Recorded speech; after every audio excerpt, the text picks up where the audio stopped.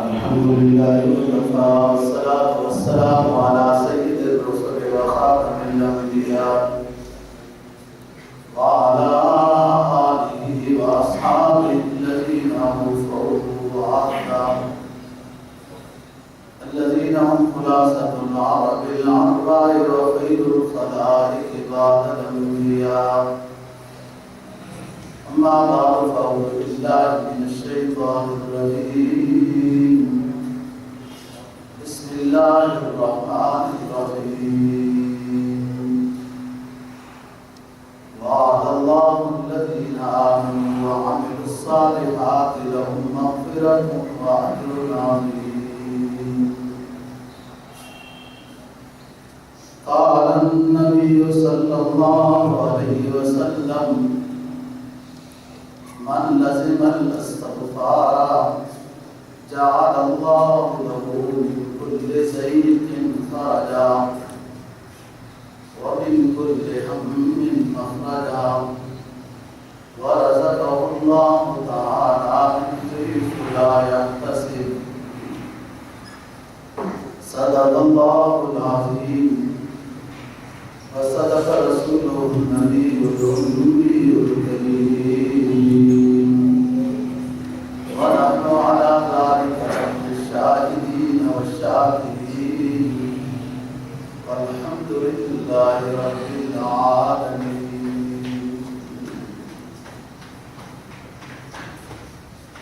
چھٹا پارہ سورہ مائدہ کی آیت نمبر 9 تلاوت کی ہے. فرمایا: وعد اللہ الذین آمنوا وعملوا الصالحات لهم مغفرۃ واجر عظیم. اللہ تعالیٰ نے وعدہ کیا ہے ان ایمان والوں کے ساتھ جو اچھے کام کرتے ہیں، ہمارے صالح کا بجا لاتے ہیں، کہ ان کو انعام عطا کروں گا، اجر عظیم دوں گا اور ان کی مغفرت کر دوں گا. وعد اللہ الذین آمنوا وعملوا الصالحات لهم مغفرۃ واجر عظیم. جناب نبی پاک صلی اللہ علیہ وسلم کا ایک فرمان تلاوت کیا ہے. اس کو امام ابو داؤد نے اپنی کتاب میں نقل کیا ہے. جناب کا فرمان ہے: من لزم الاستغفار، جو شخص اپنے ذمہ استغفر اللہ کا ورد لازم کر لیتا ہے اس کو 3 انعام ملتے ہیں. فرمایا: جعل اللہ له من كل ضيق خرج. اللہ تعالیٰ استغفار کرنے والے کو ہر تنگی سے نجات دے گا. ومن كل هم مخرج، اور ہر پریشانی سے نجات دے گا. ورزقه من حيث لا يحتسب.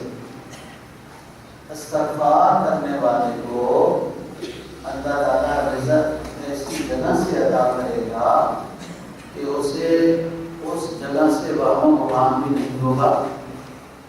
تو یہی چیزیں ضرورت کی ہیں کہ انسان کو کوئی پریشانی آ جائے تو دور ہو، کہیں مشکل میں پھنسے تو نجات مل جائے، اور عزت کے ساتھ رزق حلال ملتا رہے. ان تینوں چیزوں کا تعلق استغفار کے ساتھ.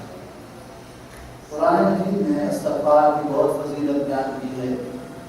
سارا نظام بھی استغفار کے ساتھ متعلق ہے. ایمان کے بعد جو انسان کے لیے، مومن کے لیے سب سے زیادہ مفید چیز ہے وہ استغفار ہے. دیکھو دوستو، جب کوئی کپڑا پلید ہو جاتا ہے نا، گندا ہو جاتا ہے، تو پہلے اس نجس چیز کو دھونا لازمی ہے، پھر اس کے بعد اس کی صفائی ہوگی، پھر آپ اس کو استری کر کے پہن لیں گے، پتہ بھی نہیں لگے گا کہ اس میں کوئی نجس چیز نہیں تھی. استغفار کی بھی یہی بات ہے کہ انسان کے اندر داخل ہو جاتا ہے گناہوں کی وجہ سے تو وہ دھلائی ہوتی ہے۔ اب کوئی شخص نجاست کو کپڑا دھوتے وقت پہلے دور نہ کرے علیحدہ سے اور خلط ملط کر کے سب کپڑوں کو ملا کے دھوتا رہے تو وہ پاک کپڑے بھی ناپاک ہو جائیں گے اور یہ ناپاک بھی پاک نہیں ہوگا۔ اصول یہ ہے، شرعی حکم یہ ہے کہ جو نجس والی جگہ ہے جہاں پر گندگی لگی ہوئی ہے پہلے اس کو علیحدہ دھوئے، پھر اس کے بعد صفائی ستھرائی اور استری کر کے پہنے۔ یہی بات ہے کہ جب تک انسان اپنے گناہوں کی دھلائی نہیں کر لیتا اور کوئی نیکی بھی کرتا رہتا ہے تو اس کو اس نیکی کا اتنا فائدہ نہیں ہوگا جتنا کہ ایک شخص پہلے اپنے تمام گناہوں کی معافی طلب صفا کرے، پھر اس کے بعد دل اس کا صاف ہو جائے گا، پھر جب نیکی کرے گا تو اس کے اوپر ثمرات مرتب ہوں گے۔ یہ جو استغفار ہے یہ حقیقت میں ہماری گندگی کو دھونے کے لیے، گناہوں کی میل کو دور کرنے کے لیے۔ پھر آپ استغفار جاری ہے اور گناہ معاف ہو چکے ہیں، استغفار جاری ہے تو استغفار کی برکت سے پھر نیکیوں کے درجات ملنا شروع ہو جاتے ہیں۔ پہلے تو استغفار دھلائی کرتا ہے، کلا بل ران علی قلوبہم ما کانوا یکسبون۔ حقیقت یہ ہے کہ لوگوں کے دلوں پر ان کے گناہوں کی وجہ سے زنگ لگ چکا ہے۔ اب ہر چیز کا زنگ دور کرنے کے لیے مختلف چیزیں ایجاد ہوئی ہیں، کوئی ایک بات سے کرتا ہے، کوئی دیر سے کرتا ہے، کوئی برائی کرتا ہے، کوئی کلی کرتا ہے، کوئی کیا کرتا ہے۔ دل کی کلی، دل کا رہنمار، گناہوں کو دور کرنے والا، سیاہی کو ختم کرنے والا وہ استغفار ہے۔ فرمایا من لزم الاستغفار، جس نے اپنے ذمہ استغفر اللہ الذی لا الہ الا هو الحی القیوم، سب سے اچھا استغفار ہے۔ ویسے استغفر اللہ ربی من کل ذنب، استغفر اللہ ربی من کل ذنب، یہ پڑھیں استغفر اللہ الذی لا الہ الا هو الحی القیوم، یہ سب سے اچھا استغفار ہے۔ جو شخص اپنے ذمہ استغفر اللہ کو لازمی کر لیتا ہے جعلہ اللہ لہ من کل ضیق خرجا، اللہ اس کو ہر تنگی سے نکال دیتا ہے، ومن کل ہم مخرجا، ہر غم سے نجات مل جاتی ہے، آخرت کے غم سے بھی، دنیا کے غم سے بھی، ورزقہ من حیث لا یحتسب، اور اللہ تعالیٰ اس شخص کو رزق دیتا ہے وہاں سے جہاں اس کا باہم گمان ہے۔ استغفر اللہ پڑھنے کے لیے دوستوں کوئی شرائط بھی نہیں کہ بندے کا باغ ہونا ضروری ہے، کردار ہونا ضروری ہے، بیٹھنا ضروری ہے، نہیں، آپ ادھر آ جا رہے ہیں استغفار جاری ہے۔ ہم گزشتہ کئی جمعوں سے حضرات صوفیہ اکرام رحمہ اللہ تعالیٰ کا ذکر کر رہے ہیں، اور اس ذکر سے مقصد یہ ہے کہ نیک لوگوں میں سے جو ان کی خوبیاں ان میں سے ساری لوگوں کی نظر نہیں آتی، ہمیں اپنے اندازہ ہے اپنے حالات زندگی کا، لیکن کچھ نصیب ہو جائے تو بھی نجات ہو جائے گی، کچھ نصیب ہو جائے اللہ والوں کی خوبیاں میں سے کوئی خوبی کچھ نصیب ہو جائے اور اس پر دوام ہو جائے، استمرار ہو، تو ضرور اس سلسلے میں داخل ہونے سے برکت ہو، فائدہ ہو۔ صوفیاء اکرام رحمہ اللہ تعالیٰ کا ہمیشہ معمول رہا کہ جو بھی نیا بندہ آتا تھا تو اس کو پہلے استغفار میں لگاتے تھے، جانو استغفر اللہ پڑھے، استغفر اللہ پڑھے، لا الہ الا اللہ پڑھے، اور کسی سے بات نہ کرے، बस चंद देंगे कि आपका काम है। फिर आगे आगे जाके तो खाना पीना भी बंद कर देते थे, मिलना मिलाना भी बंद कर देते। वो हर डॉक्टर और हर मरीज की मर्ज और हर डॉक्टर के इलाज का अपना तरीका होता है। मैं कराची में था सन 92 में, तो एक जगह तालीमी बालखान मौलाना फकीर साहब मदरसे होनी शुरू की। बड़े बड़े उम्र के लिहाज से बहुत बड़े बड़े लोग मुझसे सबक पढ़ते थे, उसमें बड़े बिलों के मालिक और फलां और इस तरीके से। उनमें से आज तक मेरे साथी और ताल्लुक या हैं शागिर्द वो अब तक हैं। तो उनमें से एक शागिर्दों में एक हकीम भी था। वो इलाज क्या करता था? इलाज इस तरह था कि वो बंदे का पहले तो रोटी बंद करता था, फिर चावल बंद करता था, फिर आहिस्ता आहिस्ता चाय बंद करता था, सब कुछ बंद कर देता था, सिर्फ पानी पी सकता। जो बंदा सिर्फ 40 दिन तक पानी पी के जिंदा रहता था, जिंदा ही रहता था, मरता नहीं था, उसके बाद वो बंदा बिल्कुल फिल्टर होकर एक सही नौजवान होने की हैसियत से तरोताज़ा सेहतमंद हो जाता था। ये उस बंदे का इलाज करते थे। यहाँ पर तो किसी ने कोई इतराज नहीं किया कि सब कुछ बंद करें डॉक्टर के ऊपर। लोग खुशी से डॉक्टर के परहेज के ऊपर अमल करते हैं। पता है ना, डॉक्टर अगर कह दे कि भाई वो बकरी का तेल खाना है, तो उसी वक्त ढूंढना शुरू हो जाएगा बकरी का तेल कहाँ से मिलता है, जो की रोटी कहाँ से मिलती है। डॉक्टर कह दे फलानी चीज़ तुम्हारे लिए मुफीद है खाना, कैसे हम ढूंढते हैं, और फलानी चीज़ मुज़िर है खाना तो बचते हैं। उस क्यों कि हम डॉक्टर की बात पर एतमाद करते हैं और उसमें अपनी सेहत का राज समझते हैं, तब वो मुफीद चीज़ खा रहे हैं, मुज़िर चीज़ से बच रहे हैं। बेआईनी ही दोस्तों, यही चीज़ रूहानियत के साथ होता है कि बहुत सारी चीज़ें मुसलमान के लिए वो मुफीद हैं, जिनको बजा लाना इसके लिए दुनिया आखिरत के वास्ते फायदेमंद है, और बहुत सारी चीज़ें मुज़िर हैं, उनसे बचना है। लेकिन ये मुज़िर चीज़ों की तरफ जल्दी चला जाता है, मुफीद चीज़ों की तरफ ज़रा मेहनत करनी पड़ती है, डांट डपट भी करनी पड़ती है, उस्ताद मारते भी होते हैं, सख्ती भी होती है, मिल जाता है। ये क्यों?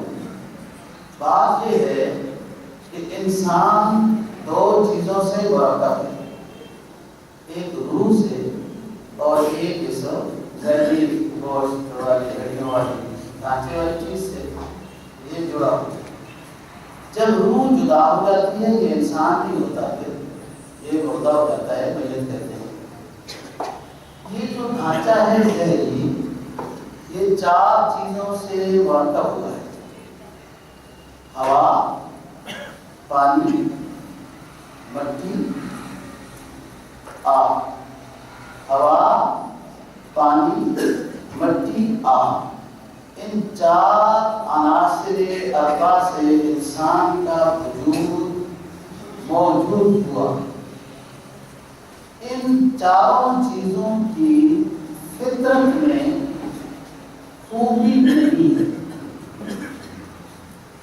आपकी फितरत में गुरूर है, गुस्सा है, तकब्बुर है। वो जब पर्दे का ब्लड प्रेशर हाई होता है, उसे में होता है ना, वो वही वजह होती है, वो आपकी जिस्म उसके ऊपर भारे आ चुकी है। आपकी फितरत में गुस्सा है, गुरूर है, तकब्बुर है, चोरा है, कोई इंसान के अंदर। हवा में लहू लहब का शोभा है, खेल तमाशा। मिट्टी में जिल्लत है, जिल्लत है। आज की डेट में जो कमी है, हर चीज को बड़ा कोई बनता है उसको भी ले लेती है, दाने को ले लेती है, सोने चांदी को ले लेती है, सब चीजों को इसमें लालच और वो है। रही बात उसकी पानी की, कि वो उसमें फितरत है बहाव, नुकसान, जैसे कि आप समझते हैं। ये चारों चीजें जो इंसान के वजूद का موجود ہونے کا معین بنی ہے، چاروں چیزوں میں ضرر کا پہلو ہے۔ اب شیطان جب اس انسان کو تکبر کی دعوت دیتا ہے تو اس کے ضمیر میں تکبر کا پہلو پہلے ہی موجود ہے، فوراً تائید ہو جاتی ہے اور چل پڑتا ہے تکبر کی طرف۔ جب اس کو لہو رہے کھیل تماشے کی دعوت دی جاتی ہے تو انسان کے اندر ہوا ہماتا جو کھیل تماشے کو پسند کرتا ہے فوراً، کیونکہ اس استاد کے سبق کے پہلے سے ہی وہ تابعداری والے وہ رموز اس انسان میں موجود ہیں، جس کی وجہ سے جو غلط دعوت دی جا رہی ہے اس کو انسان جلدی قبول کرتا جا رہا ہے اور ہو رہا ہے۔ اب اس کو سیدھے راستے پہ کیسے لانا؟ ان چاروں چیزوں کو اگر وحی کے تابع کیا جائے گا، غصہ مفید ہے موقع پر استعمال ہو، لاہو لعب مفید ہے اپنی جگہ پہ استعمال ہو، یہ چیزیں ٹھیک ہیں۔ جب وحی کے تابع ہوں گی تو پھر یہ کارآمد ہیں۔ اگر یہ شیطان کے تابع ہوگی تو پھر ضرر ماں ہے دنیا کے لحاظ سے نہیں آتا۔ بھائی چور کی سزا آخرت میں تو ہوگی، اگر دنیا میں بھی پکڑا گیا تب بھی سزا ہوگی۔ قاتل کی سزا آخرت میں تو ہوگی لیکن دنیا میں بھی پکڑا گیا تو سزا ہوگی۔ ایسی جو اور چیزیں ہیں، شیطان کی جو شاگردی ہم اختیار کرتے ہیں، ہمارے اندر وہ عناصر اربع جو شیطان کی تعلیم کی موافقت کر رہے ہیں جلدی ادھر چلے جاتے ہیں۔ اللہ نے اس کا مقابل بھیجا ہے، اللہ نے وہ پیغمبروں کی صورت میں بھیجا ہے، پیغمبروں کی صورت میں بھیجا، اپنی طرف سے آسمانی علوم اور کتابیں بھیجی کہ ان کے مطابق اپنا دل بناؤ، اپنی نگاہ بناؤ، اپنے کان بناؤ، اپنے اعضاء بناؤ، اپنا وجود بناؤ، اعمال بناؤ، تو پھر یہ چیزیں مفید ہو جائیں گی۔ یہ بات ہے کہ اگر انسان یہ گمراہ ہو جائے تو قرآن نے کہا اولئک کالانعام بل ھم اضل، یہ جانوروں کی طرح ہے۔ میں فرمایا نہیں، جانوروں سے بھی بدتر ہے، کیونکہ جانور اپنی تخلیق کے مقصد کو پہچانتا ہے۔ جس جانور کو بوجھ اٹھانے کے لیے اللہ نے بنایا بوجھ اٹھاتا ہے، جس کو دودھ کے لیے بنایا دودھ دیتا ہے۔ ایک دن بھینس دودھ نہ دے، لوگ مارتے بھی ہیں، ٹیکے بھی لگاتے ہیں، تعویذ بھی کرتے ہیں، دم بھی کرتے ہیں کہ ہمارا ہاتھ کا نہ دو۔ جو جانور جس مقصد کے لیے بنایا گیا وہ مقصد کو پورا کر رہا ہے، تو انسان کو جس مقصد کے لیے پیدا کیا گیا جب یہ پورا نہیں کرتا تو جانور سے بھی بدتر ہے، بل ھم اضل۔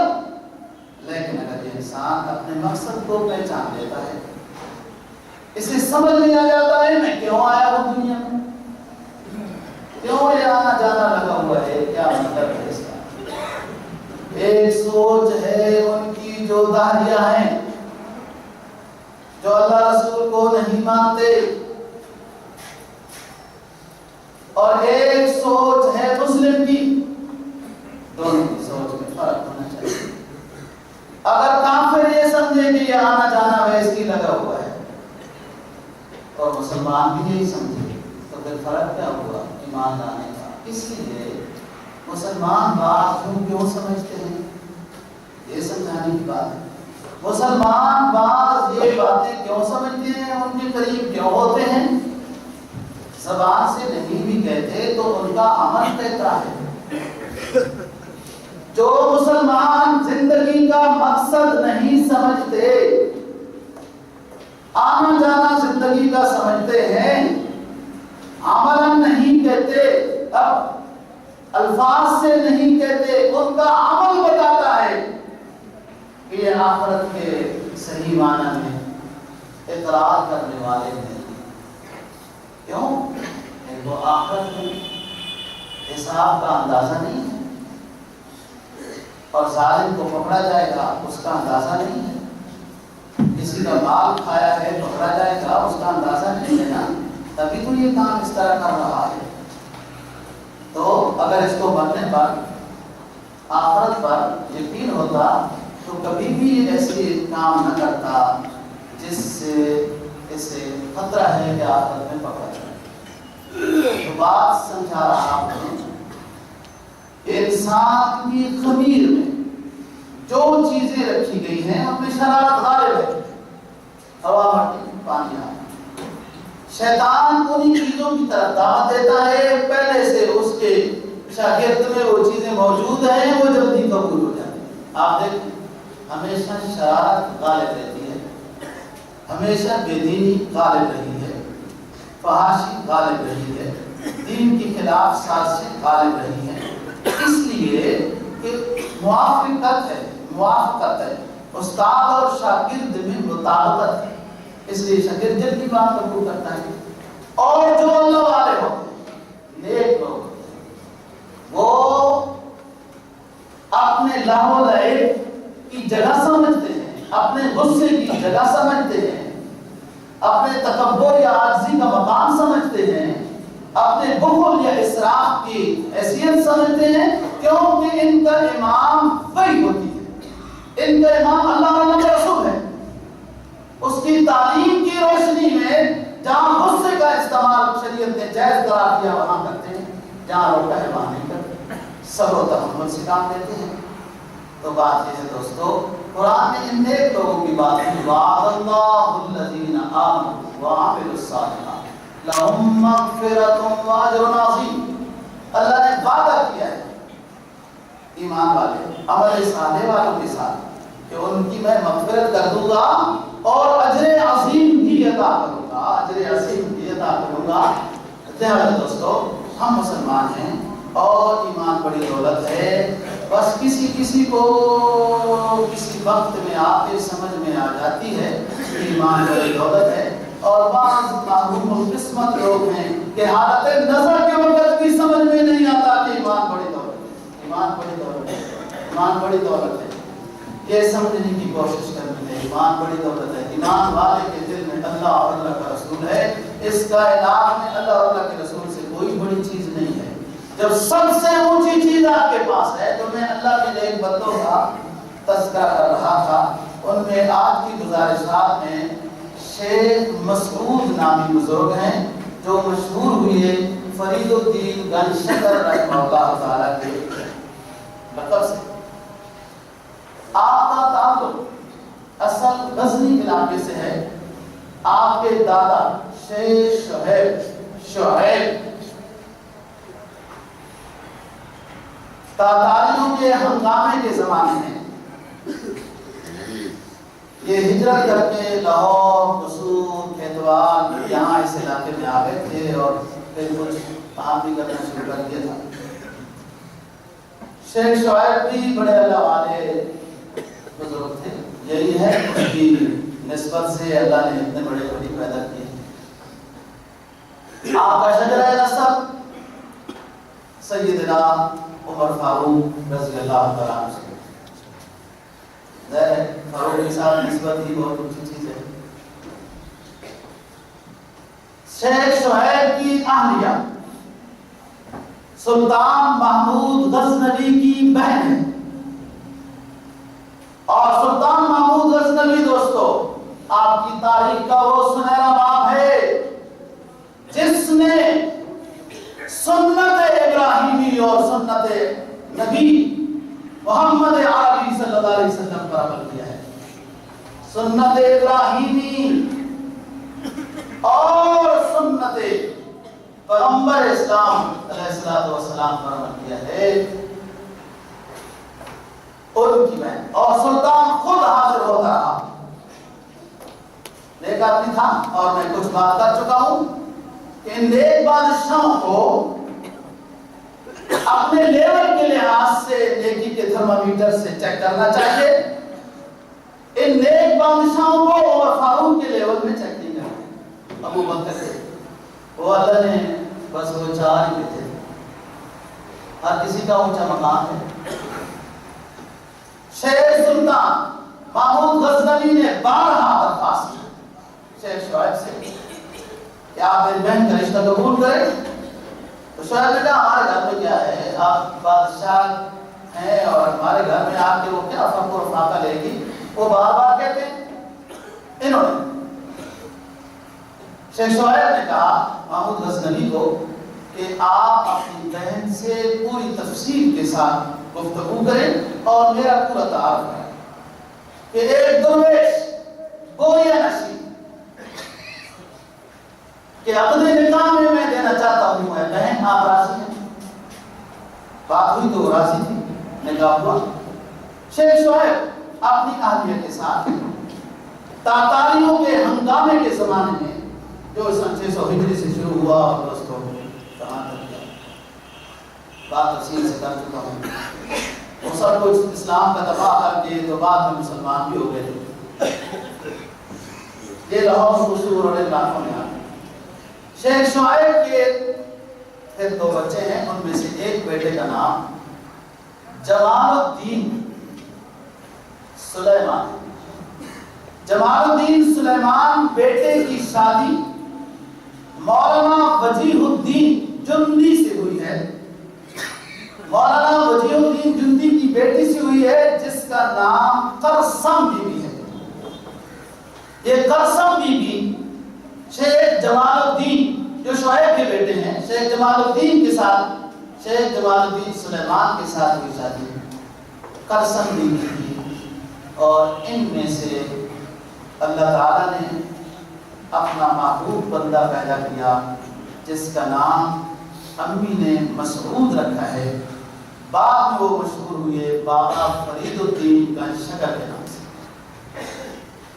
یہ بابا فرید الدین گنج شکر، ان کو 12 سال کی عمر میں پہلا لقب جو نصیب ہوا وہ ہے بابا، اور یہ لقب شیخ معین الدین چشتی اجمیری نے دیا ہے 12 سال کے بچے کو۔ کیوں دیا آگے دیکھیں گے بعد۔ یہ حضرات اس کھیتوار اور اس ملتان اس علاقے میں تھے۔ شیخ جمال الدین سلیمان سے اللہ تعالیٰ نے 2 بیٹے پیدا کیے، جن میں سے ایک ہے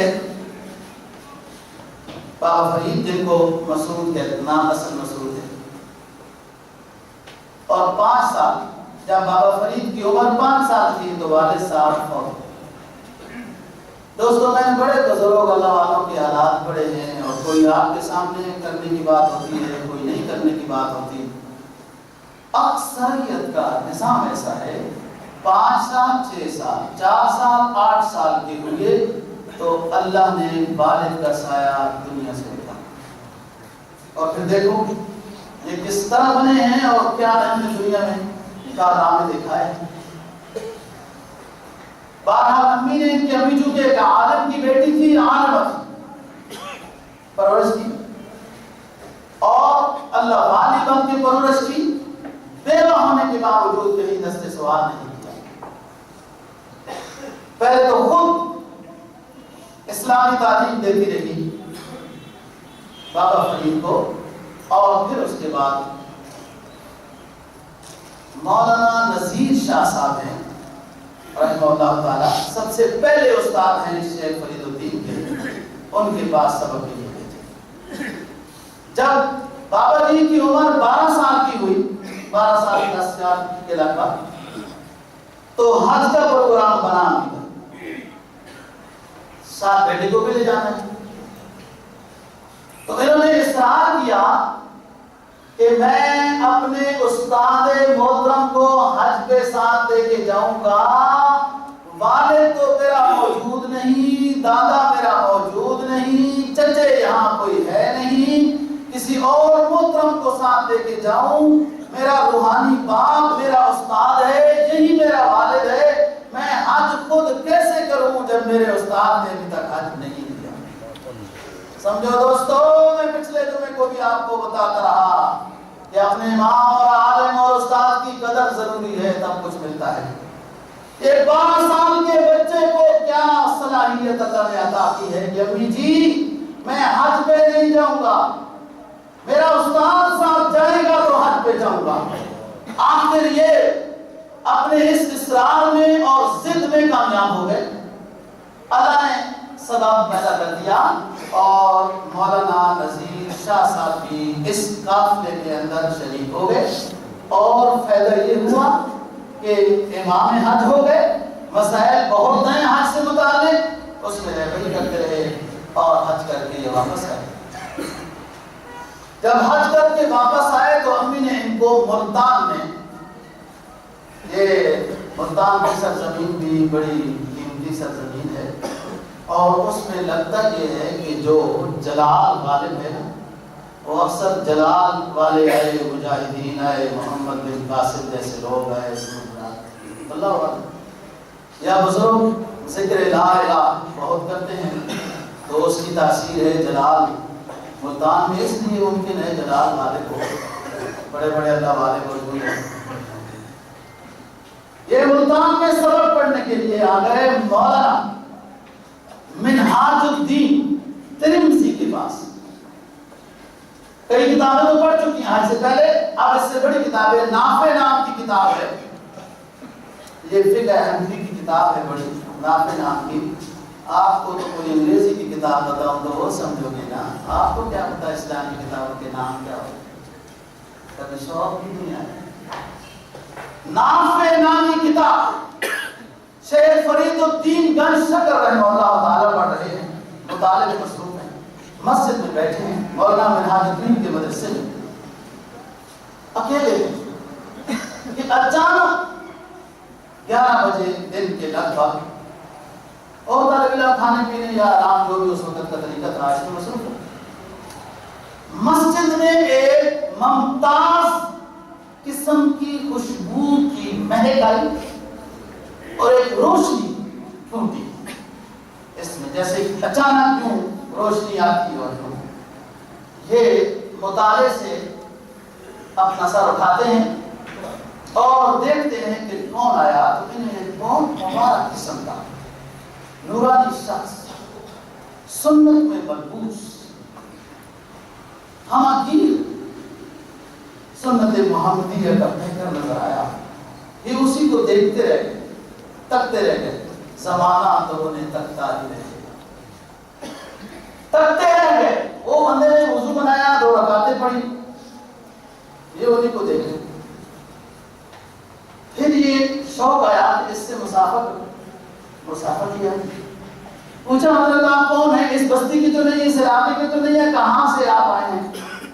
اور انہوں نے کہا کہ میں شیخ بہاؤالدین زکریا کو ملنے آیا ہوا ہوں، ان کی خانقاہ میں چند دن رہوں گا. یہاں میں گزر رہا تھا تو میں نے کہا وضو بنا لیتا ہوں، وہاں رش ہوگا، اس مسجد سے وضو بنایا. پھر مسجد کا حق ادا کیا، 2 تحیت المسجد پڑھی ہیں. یہ کہتے ہیں میں نے کہا کہ حضرت آپ سے ملنا ہو تو کہا وہاں آ جانا، وہاں ملاقات ہو جائے. پھر وہاں چلے جیسے موقع ملا. وہاں بہت زیادہ رش ہے اور اتنا رش ہے کہ سامنے بواب چوکیدار کھڑے ہیں اور حکم یہ ہے کہ اندر آنے کی اجازت نہیں. میں یہاں پر ایک بات کرنا چاہتا ہوں. دنیا کے بادشاہوں کے پاس ملنے جاؤ، اللہ اپنے غیبی خزانے سے ہمارے ساری محتاجیاں دور کرے.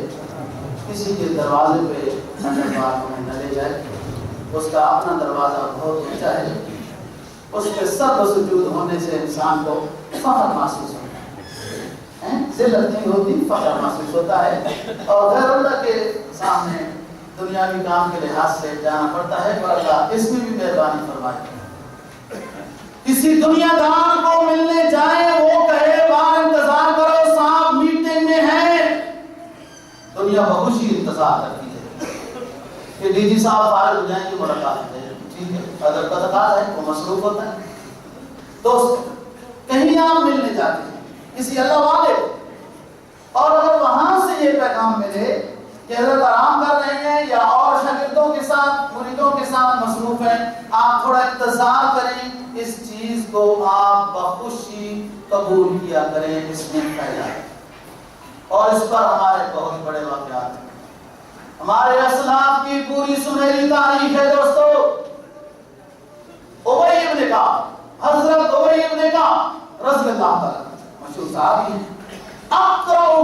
صحابہ ہیں، صحابہ میں سب سے زیادہ پیارا قرآن پڑھنے والے یہ وہ صحابی رسول ہیں جن کو رسول اللہ صلی اللہ علیہ وسلم کہا کرتے تھے کہ ابی پڑھو تو میں سنوں گا، آپ پڑھو تو میں سنوں گا۔ یہ وہی ابی ابن کعب ہیں جنہوں نے اسلامی تاریخ میں سب سے پہلے مسجد نبوی میں 20 تراویح میں پورا قرآن مجید سنا ہے۔ یہ ابی ابن کعب ہیں، انصاری صحابی ہیں، ابو طلحہ کے رشتہ دار ہیں، حسان بن ثابت کے رشتہ دار ہیں۔ ان کا مدرسہ تھا مدینہ طیبہ میں، قرآن کا مدرسہ تھا۔ شعبہ قرآن بہت مشکل شعبہ ہے دوستوں، کہ ایک ایک لفظ کو 7 مرتبہ میں پڑھنا، کس سیغے سے پڑھنا، کس مد سے پڑھنا، مجہور پڑھنا، معروف پڑھنا، یہ سبع قرات جو آپ نے سنی ہوئی ہیں، یہ ان کا مدرسہ تھا۔ صحابہ طلبہ تھے، طلبہ ان کے صحابہ پیر بھائی تھے، اور دن دہاڑے دھوپ پر ابی ابن کعب کے گیٹ پر بیٹھے رہتے تھے کہ استاد جب باہر آئیں گے تو پھر سوال کریں گے، دستک دینا بھی بے ادبی سمجھتے تھے۔ یہ ہمارے اسلاف کی تاریخ ہے۔ جب کسی عالم کو اور عوام کو، کسی صوفی بزرگ کو ملنے جاؤ اور اگر وہ مصروف ہے، ملاقات تھوڑی دیر میں ہوتی ہے تب یہ اچھی بات ہے۔ اور ایک بات اور یاد رکھیں، اگر ملاقات نہیں ہوتی تب بھی آپ بخوشی واپس آ جائیں، اللہ پاک آپ کو نورانی برکات ضرور عطا کرے گا، آپ کی طرف تو ملاقات نہیں۔ بہرحال شیخ فرید الدین ملنے گئے، اس بزرگ کو جو مسجد میں ملاقات ہوئی تھی تو رش بہت، یہ کہتے رہے، درخواست دیتے رہے، لیکن اس چوکیدار کو جیسے حکم تھا وہ اس نے اس طرح کیا۔ جب رش ٹوٹا، لوگ نکلنا شروع ہوئے، کل والے بزرگ کی نظر ان پر پڑی، کہا آؤ بھائی آپ کا تو انتظار ہو رہا۔ یہ انتظار کرنے والا بزرگ کل جن سے ملاقات ہوئی تھی بابا فرید کی، اس بزرگ کو دنیا یاد کرتی ہے، خواجہ قطب الدین بختیار کاکی رحمہ اللہ تعالی، شیخ بہاؤالدین زکریا رحمہ اللہ تعالی اور شیخ فرید الدین دونوں آپس میں رشتہ دار ہیں، بعد آپ نے خالصات بھائی بھی لکھا ہے، لیکن شیخ زکریا بہاؤالدین زکریا یہ سلسلے سہروردیہ کے ہیں، اور بختیار کاکی معین الدین چشتی یا بابا فرید گنج شکر یہ سلسلے چشتیہ کے ہیں، اور ان کا آپس میں دیکھو تعلق، یہ کوئی اختلاف کی بات نہیں ہے، اللہ کا نظام ہے دوستو، اللہ کا نظام ہے نا۔ بعض سلسلوں میں ذکر کی کیفیت غالب ہے، بعض سلسلوں میں کچھ اور چیز غالب ہے، بعض سلسلوں میں خاموشی ضروری ہے، یہ سارے شریعت کے سلسلے ہیں۔ اللہ نے لوگوں کے مزاج مختلف بنائے، کوئی ذکر کو پسند کرتا ہے، کوئی اس کو پسند کرتا ہے تو اس سلسلے میں چلے جائے۔ عجیب نظام ہے دوستو، ادھر دیکھو بڑی جلدی جل جا رہی ہے، چار کا ہنسا کے عجیب حصہ ہے۔ یہ سلسلے بہت ہیں، قادریہ، چشتیہ، سہروردیہ، فلانا، ماتریدیہ وغیرہ وغیرہ بہت سلسلے ہیں۔ اللہ کے ہاں 4 زیادہ مشہور ہوئے ہیں، قادریہ، چشتیہ، سہروردیہ اور نقشبندیہ۔ اللہ کے ہاں 4 مشہور ہیں۔ امام بہت ہیں، امام ابن تیمیہ بھی ہیں، حافظ قیم بھی ہیں، فلاں بھی ہیں، فلاں بھی ہیں، لیکن 4 امام جن کی فقہ پر لوگوں پہ اعتماد ہوا وہ مشہور زیادہ ہوئی، امام شافعی، امام مالک، امام احمد بن حنبل، امام اعظم ابو حنیفہ رحمہ اللہ۔ صحابہ تو سارے ہیں، 4 اللہ کے ہاں بہت اونچے ہیں، ابو بکر، عمر، عثمان اور علی۔ کتابیں آسمانوں سے 100 کے لگ بھگ آئیں، 4 کتابیں بہت مشہور ہیں، جس میں ہمارے نبی پر جو کتاب نازل ہوئی قرآن مجید ہے۔ فرشتے بہت ہیں، 4 فرشتے بہت زیادہ مقبول اور مقرب ہیں، جبرائیل، میکائیل، اسرافیل، اسرائیل۔ یہ بات ہے، کرے گی کبھی 4 کے ہندسی کی کیا کہانی تو 7 کے ہندسی کی کیا کہانی ہے، اللہ کا انتظام۔ یہ سلسلے سہروردیہ کے ہیں، ملنے کے لیے جو آئے ہیں وہ سلسلے چشتیہ کے ہیں، یہ کوئی ایسی بات یاد رکھو دوستو، کسی سلسلے کا کوئی بزرگ ہو، اس کی مجلس میں بیٹھنا، اس کے ملفوظات سننا یہ اچھی بات ہے، صرف بیت کے لیے جو شیخ آپ نے منتخب کیا ہے وہ بھی کافی ہے. کثرت اساتذہ یہ مفید چیز ہے. کثرت شیوخ اتحاد پر بیعت کرتا رہا یہ اتنا مفید نہیں. ایک شیخ سے بیعت ہو جائے اور اس سے فائدہ حاصل کرنا. بارہا شیخ بختیار الدین کاکی رحمہ اللہ تعالیٰ نے ان کو بلایا اور یہ بیعت بھی ہو گئی. اب یہ ساتھ چلتے جا رہے ہیں. شیخ کی محبت انسان میں ایک وقت میں آ کے ایسا دل میں گھر کرتی ہے کہ اس مرید کو سوائے شیخ کے اور کوئی سمجھ میں ہی نہیں آتا. ایک ٹائم ایسا آتا ہے شیخ کا روحانی اثر پڑتا ہے مرید پر. چل لیے ساتھ کئی میلوں سفر کرتے رہے تو شیخ بختیار الدین کاکی رحمہ اللہ تعالیٰ نے کہا کہ آپ دین پڑھ رہے ہیں, علوم شریعت پڑھ رہے ہیں, اس کی تکمیل ضروری ہے, فرض ہے. تکمیل دین کے بعد آپ میرے پاس دہلی آ جانا. اور یاد رکھو فرید, تکمیل دین کے بغیر آپ حضرات سے بھی بات کر رہا ہوں, ایک بزرگ کا مقولہ نقل کر رہا ہوں. یاد رکھو فرید, یہ کہنے والے بختیار الدین کاکی ہیں, ان کا سلسلہ نسب حسینی ہے, سید ہے. اے فرید یاد رکھو, دینی علوم کی تکمیل کے بغیر عابد عبادت گزار مسخرہ شیطان ہوتا ہے. جب علم دین نہ ہو, صرف اپنے آپ کو نیک بناتا رہے, یہ مسخرہ شیطان بنتا ہے اور اس کو شیطان گمراہ کر دیتا ہے, تکبر میں مبتلا ہو جاتا ہے. نیکی کے لیے, اللہیت کے لیے, بزرگی کے لیے, ولایت کے لیے ضروری ہے کہ انسان کے پاس ضروری علم دین ہونا چاہیے. دیکھو اللہ والے علم دین کی طرف رغبت دے رہے, آپ علم دین حاصل کریں, اس کے بعد بیعت کا سلسلہ ہوگا. انہوں نے علم دین حاصل کیا, واپس آ گئے, پھر بڑے بڑے شہروں کا سفر کیا ہے. سمرقند گئے, بغداد گئے, بخارا گئے, مختلف جگہوں میں. نیشاپور میں فرید اپنے ہمنامی بزرگ سے ملاقات ہوئی, فرید الدین عطار رحمہ اللہ تعالیٰ. بارہا تکمیل دین کے بعد یہ پہنچے پھر دہلی, اپنے پیر مرشد شیخ قطب الدین بختیار کاکی رحمہ اللہ, اور ان پر بہت سخت چلے. غزنی گیٹ کے پاس ان کو ایک حجرہ بنا دیا اور چلوں میں مصروف کر دیا. اللہ اللہ جو بھی ان کو سبق دے دیتے ہیں, کبھی اس سبق میں آؤ گے تو تمہیں بھی سبق پتہ چل جائیں گے کیا سبق ہوتے ہیں. اللہ اللہ ہی ہوتا ہے اور کوئی نہیں ہوتا. فرمایا یقین دانم دری عالم لا معبود الا ہو.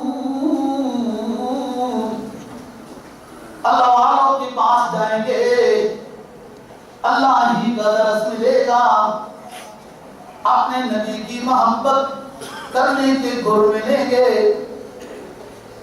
یقین دری عالم کی لا معبود الا ہو ولا موجود فی الکونین ولا مقصود الا ہو. ایک لا الہ الا اللہ میرا پڑھنا ہے, ایک آپ کا پڑھنا ہے, اور ایک کسی اللہ والے کا پڑھنا ہے. یقین دری عالم کی لا معبود الا ہو. یقین کرو دوستو, یقین کرو دوستو, اس عالم میں صرف معبود اللہ ہی ہے اور کوئی نہیں. لا موجود فی الکونین ولا مقصود الا ہو. ہمارا مقصود بھی وہی اللہ ہی ہے, اسی کو وجود ازلی, اسی کو وجود ازلی حاصل ہے, وہی موجود ہی ہے. باقی کل من علیہا فان ویبقی وجہ ربک ذو الجلال والاکرام. تو یہ اللہ والے اللہ ہی کا ذکر کرتے ہیں. جب شیخ محی والے بزرگ اپنے مرید کے پاس مختار کافی کے پاس آئے تو کہا بھائی وہ کوئی ایک اور بندہ بھی آپ کا مرید کچھ سمجھ میں آتا ہے، وہ نظر نہیں آتا۔ بزرگوں کے کاش برحق ہیں، اور انہوں نے کہا جس کو آپ سمجھ رہے ہیں وہ کسی چلے میں ہے، حاضر نہیں ہوا۔ کہا چلو ہم چلتے ہیں۔ جب یہ گئے تو اس چلے کی اتنی مشقت تھی کہ فرید الدین اٹھنے کے باوجود اٹھ نہیں سکے، وہ نظام کمزور ہو، روزوں کی حالت میں شدت تھا۔ پھر ان دو بزرگوں نے دونوں طرف سے کندھے پکڑ کے ان کو اٹھایا، ملاقات ہوئی۔ شیخ معین الدین نے ایک بات کہی کہ اے بختیار، بابا کو اتنی مشقت میں مبتلا نہ کرو، کیونکہ یہ سب اپنے پیر و مرشد کے سبب کو پڑھ رہے تھے۔ اس جگہ پر معین الدین چشتی رحمہ اللہ تعالی نے بابا فرید کو بابا کا لقب بتا دیا کہ اے بختیار، اس بابا کو زیادہ مشقت میں مبتلا نہ کرو، بہت زیادہ مشکل سبق نہ کرو۔ اور دوسری بات کہی کہ اے بابا، تو بھی اپنے مرشد کی وفات پر حاضر نہیں ہوگا، اور میری وفات پر میرا خلیفہ اکبر بختیار کاکی بھی حاضر نہیں ہوگا۔ بس یہ بات، اور ایسے ہی ہوا۔ بہرحال یہ ساتھ پھر ہانسی کے علاقے میں آ گئے تھے اور چاہتے تھے گمنامی چاہتے تھے، لیکن بس اللہ کی طرف سے جب صورت ہو جائے تو وہ گمنامی اپنی مشکل وہ کیسے کامیاب ہو سکتی ہے، اور لا الہ الا اللہ کے ذکر میں مصروف ہے۔ اور میں چوتے دلا بدستاری، چوتے دلا بدستاری، بیاں تنہا غمداری، چوتے دلا بدستاری، بیاں تنہا غمداری۔ او مسلم، جب تو اپنے پاس لا الہ الا اللہ محمد رسول اللہ کی تلوار رکھتا ہے تو پھر تجھے تنہائی کا کیا ڈر لگتا ہے؟ چوتے لا بدستاری، بیاں تنہا غمداری۔ یہ اللہ والوں کے فرمان نقل کر رہا ہوں جو اپنے مریدوں کو توحید کا درس دے رہی ہیں، اور فرماتے ہیں مجو اصغر ہتھیاری کے لا فتح الا ہو، مجو اصغر ہتھیاری،